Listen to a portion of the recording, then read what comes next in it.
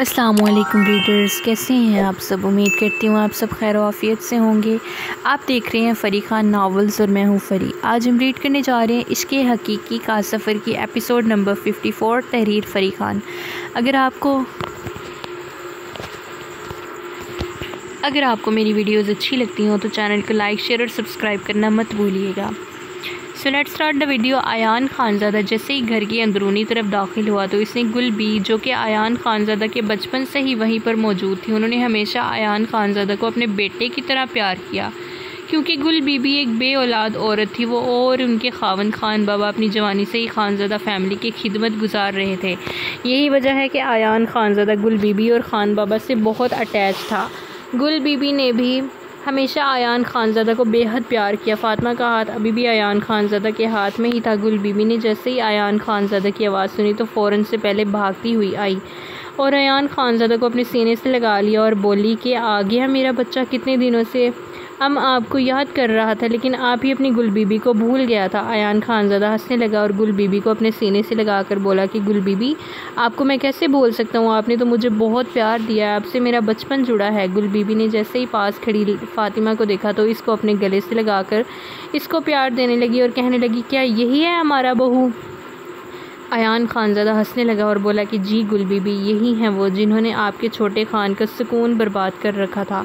गुल बीबी ने आयान खानज़ादा के सर पर एक प्यार भरी चपत लगाई और बोली कि ऐसा नहीं कहते बच्चा, देखो तो सही कितना प्यारा बच्चा है, ये बिल्कुल अपनी मोम पर गया है। जायशा बीबी बिल्कुल ऐसा ही था। फ़ातिमा भी हल्का सा मुस्कुराई। आयान खानज़ादा जब अपनी खानज़ादी की हंसी देखता तो वो अंदर से जी उठता, लेकिन बाहर से बिल्कुल संजीदा शो करवा रहा था, जैसे इससे कोई फ़र्क ही ना पड़ता हो। गुल बीबी ने अब की बार पूछा कि गुल बीबी, सदके हमारा बच्चा बहू रानी को क्या हुआ, इतना चोट तुम्हें कैसे लगा। आयान खानज़ादा बात को कवर करने लगा और बोला कि बहुत लंबी स्टोरी है गुल बीबी, बस इनका एक्सीडेंट हो गया था। आप ऐसा करें कि इसे मेरे रूम में ले जाएं और इसका ख़याल रखिएगा, मुझे कुछ काम के सिलसिले में बाहर जाना है, इससे पहले मैं फ़्रेश होऊंगा, लेकिन आप प्लीज़ ऐसा करें कि मुझे एक कॉफ़ी का कप बना दें, क्योंकि मुझे फ़िल वक्त बहुत ज़्यादा कॉफ़ी की तलब हो रही है। गुल बीबी इस बात में सर हिलाती पहले फ़ातिमा को आयान के कमरे में छोड़ आई और ख़ुद कॉफ़ी बनाने के सिलसिले में वहाँ से चली गई। फ़ातिमा आज पहली बार अपने खान के घर मौजूद थी। सबसे बड़ी बात, वो अपने खान के बेडरूम में मौजूद थी। ये किंग साइज़ बेडरूम था। दीवारों पर ब्लैक कलर के वॉलपेपर, यहाँ तक कि कर्टन्स भी ब्लैक ही थे, जबकि बेड के क्राउन के ऊपर एक बहुत बड़ी एक आयान खानज़ादा की हंसती मुस्कुराती तस्वीर नस्ब हुई थी। इसके खान की नीली आंखों में अलग ही चमक शो हो रही थी।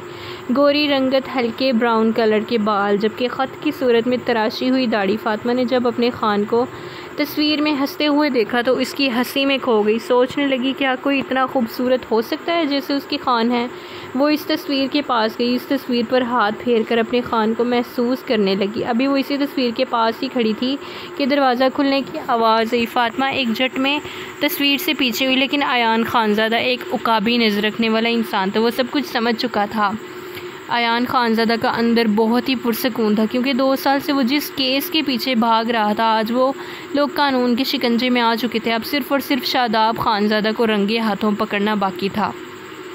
आयान खानज़ादा खामोशी से वार्डरोब से अपना एक ड्रेस निकालने लगा और वहाँ से वॉशरूम की सिमत जा ही रहा था कि फ़ातिमा ने उसे खान कहकर मुखातिब किया। वो एक लम्हे के लिए रुक गया। फ़ातिमा भारी कदम उठाते हुए उसकी जानिब बढ़ने लगी, जबकि उसकी आंखें आंसुओं से तर थीं।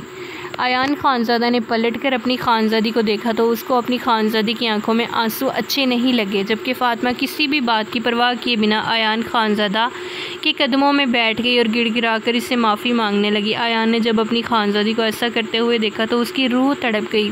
उसने झट से अपनी खानज़ादी के दोनों बाजू थाम कर उसे ऊपर की जानिब उठाया और उसे लाकर अपने बेड पर बिठाया और बोला कि क्या कर रही हैं आप, जानती हैं आपकी जगह मेरे कदमों में नहीं बल्कि इस खानज़ादा के दिल में है। फ़ातिमा अभी भी रो रही थी, जबकि अब फ़ातिमा हाथ जोड़कर अपने खान से माफ़ी मांग रही थी और बोली कि प्लीज़ मुझे माफ़ कर दे, मैं जानती हूँ मुझसे बहुत बड़ी गलती हुई है, मैं इस लड़की के बहकावे में आ गई थी।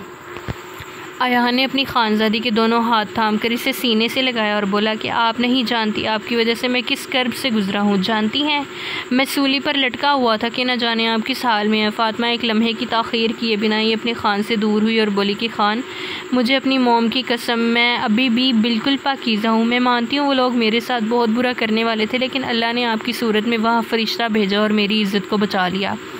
अयान खानज़ादा ने अब की बार फ़ातिमा के लबों पर अपनी उंगली रखी और बोला कि ख़बरदार, आज तो आपने ये बात कर दी, आइंदा के बाद ऐसी बात सोची भी तो मैं आपसे सचमुच नाराज़ हो जाऊँगा। आपको क्या लगा मैं इतना कमज़ोर इंसान हूँ कि जिससे मोहब्बत करूँगा, बल्कि इश्क करूँगा? अगर खुदा न खास्ता इसमें कभी भी कोई ऐब लग गया तो इसे छोड़कर चला जाऊँगा?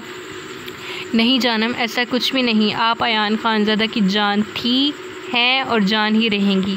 मैं जानता हूँ एक औरत के लिए इसकी इज़्ज़त ही सब कुछ होती है, लेकिन मेरा इस बात पे पक्का ईमान है कि जिस इंसान ने कभी किसी के साथ बुरा नहीं किया, कुदरत उसकी जान माल, इज़्ज़त और आबरू की हिफाजत करती है। आपने खुद ही तो बताया था, नेक मर्दों के लिए नेक औरतें और बदबख्त मर्दों के लिए बदबख्त औरतें अल्लाह ने बनाई हुई हैं। मैं अपने आप को नेक तो नहीं कह रहा, लेकिन मैं इतना ज़रूर जानता हूँ कि आज तक मैंने कभी भी किसी औरत की तरफ मैली आँख उठाकर नहीं देखा। ये कैसे हो सकता है कि अल्लाह मेरे साथ इतनी बड़ी नाइंसाफ़ी करता? फ़ातिमा अब सिसक कर रो रही थी, जबकि उसकी खानज़ादा ने उसकी पेशानी पर अपने लब रखे और अपनी खानज़ादी के हर दुख सुख में होने का यकीन दिलाया। और अब की बार अयान खानज़ादा ने अपनी खानज़ादी को ज़ोर से अपने सीने में भींचकर उसकी मौजूदगी को महसूस किया, जबकि इन दोनों की हालत बिल्कुल एक जैसी थी, जैसे शम्मा और परवाना। परवाना कभी भी शम्मा के इश्क के आगे अपनी जान की परवाह नहीं करता और जलती हुई लो में ख़ुद को जला देता है, लेकिन शम्मा के बगैर जी नहीं सकता। अयान खानज़ादा अब अपनी खानज़ादी के चेहरे पर जा बजा झुकता चला गया। फ़ातिमा भी आज जिसको रोक कर इसकी नाराज़गी मोल नहीं लेना चाहती थी, लेकिन इससे ये भी डर था कि अभी उसकी रुखसती नहीं हुई थी और इसके वालिदैन भी इस तमाम मामले में इन्वॉल्व नहीं। शरई लिहाज से वो दोनों मियाँ बीवी ही थे, लेकिन दुनियादारी के भी कुछ तकाज़े होते हैं। फ़ातिमा अयान खानज़ादा से दूर होने की भरपूर कोशिश कर रही थी, लेकिन अयान खानज़ादा की जुर्सारतें बढ़ती ही जा रही थी। अयान खानज़ादा अब अपनी खानज़ादी के लबों पर अपने लब रख कर अपनी तिश्नगी मिटाने लगा। फ़ातिमा की सांसें अब बहुत ही धीरे धीरे चल रही थी, जबकि कमरे में सिर्फ दोनों के दिलों की धड़कन सुनाई दे रही थी। वो दोनों एक दूसरे से इस कदर करीब थे कि वो एक दूसरे की महक को महसूस कर सकते थे, गोया वो एक दूसरे की रूह में उतर चुके थे। फ़ातिमा की आंखों से अब आंसू बहना शुरू हो गए, क्योंकि वो ये सब कुछ कबल अज़ वक्त समझती थी। वो चाहती थी जिस तरह इसका निकाह इज़्ज़त के साथ इसके माँ बाप ने अपने हाथ से किया था, इसी तरह अपनी दुआओं के साए तले इसको रुखसत भी किया जाए। फ़ातिमा ने फ़ैसला किया कि जितनी जल्दी हो सके उसे जल्द से जल्द अपने घर जाना है, क्योंकि अयान खानज़ादा पहले से बहुत ज़्यादा आगे बढ़ चुका था। वो अपने ख़ान को खुद से दूर भी नहीं कर सकती थी, क्योंकि वो अपने ख़ान की नाराज़गी अब मज़ीद मोल नहीं ले सकती थी। अयान खानज़ादा ने अपनी खानज़ादी को जब इस हाल में महसूस किया तो फ़ौरन इससे दूर हुआ और बोला कि मैं फ़्रेश हो के बाबा के पास हेड ऑफ़िस जा रहा हूँ, बाकी शाम को मिलते हैं। जबकि अयान खानज़ादा के चेहरे पर अब शरारती मुस्कुराहट नाच रही थी। फ़ातिमा को आज अपने खान से बेहद हया आ रही थी। अयान अभी वॉशरूम में ही था कि गुल बीबी 2 कप कॉफ़ी लेकर रूम में एंटर हुई और फ़ातिमा के करीब ही बैठ गई। उन्होंने बहुत ही प्यार से एक कप उठाकर फ़ातिमा को दिया और बोली कि बच्चा, ये आपके लिए मैं स्पेशल कॉफ़ी बना कर लाई हूँ। फ़ातिमा ने इनकी प्यार की कदर करते हुए इस कॉफ़ी को थाम लिया और कहने लगी कि गुल बीबी, आप कितनी अच्छी हैं, मेरी मम्मा भी बिल्कुल आप जैसी हैं। गुल बीबी बोली कि जानता है जायशा बेगम बहुत अच्छा है। फ़ातिमा बोली कि ये तो है, लेकिन मैं आपसे अपनी मॉम की नहीं अपनी मम्मा की बात कर रही हूँ। गुल बीबी हैरत ज़दा हुई और बोली कि कौन सी मम्मा? जबकि फ़ातिमा ने अलिफ से ये तक अपनी पूरी कहानी गुल बीबी को हैरत सुनाई तो वो हैरत ज़दा हुई और बोली कि या मेरे खुदाया, क्या वाकई मुझसे अभी भी मौजज़े अभी भी होते हैं? एक माँ की बिछड़ी औलाद 19 साल बाद मिली, वाह मेरे अल्लाह, ये तो तेरी कुदरत है। उन्होंने एक बार फिर फ़ातिमा को अपने सीने से लगाया और बोली कि सदा सुहागिन रहो मेरी बच्ची। फ़ातिमा को कुछ लम्हे पहले अपने ख़ान के साथ बिताए वक्त का सोचकर उसके गाल तक सुर्ख हो गए, जबकि इसी लम्हे अयान खानज़ादा भी वॉशरूम से शावर लेकर शर्टलेस बाहर आया। इसके गले में सिर्फ एक टॉवल झूल रहा था। गुल बीबी ने जैसे ही अयान को देखा तो कहने लगी, बच्चा, आपकी कॉफ़ी वहाँ टेबल पर रखा है और हमने अपना बहू को भी कॉफ़ी पिला दिया है।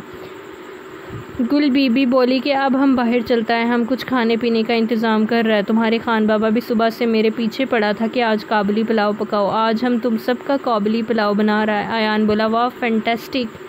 बोला कि मैं शाम को आकर ज़रूर खाऊंगा। गुल बीबी बोली कि चलो ठीक है, फिर हम चलता है। अब तुम थोड़ी देर बहू के साथ बैठ जाओ, कॉफ़ी पीकर चले जाना। फ़ातिमा अभी भी चेहरा मोड़ कर बैठी हुई थी। अयान खानज़ादा अपनी खानज़ादी के सामने जैसे ही आया तो फ़ातिमा ने इसे शर्टलेस देखकर अपनी आंखों पर दोनों हाथ रख लिए और बोली कि ये आप ऐसे बाहर क्यों आ गए? आपने कपड़े क्यों नहीं पहने?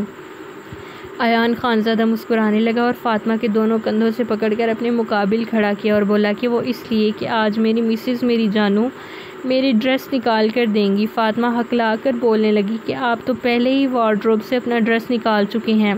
अयान खानज़ादा हंसने लगा और बोला कि लेकर गया था लेकिन फिर अपना इरादा कैंसिल कर दिया, सोचा कि आज के बाद मेरी खानज़ादी ही मेरे सब काम करेंगी।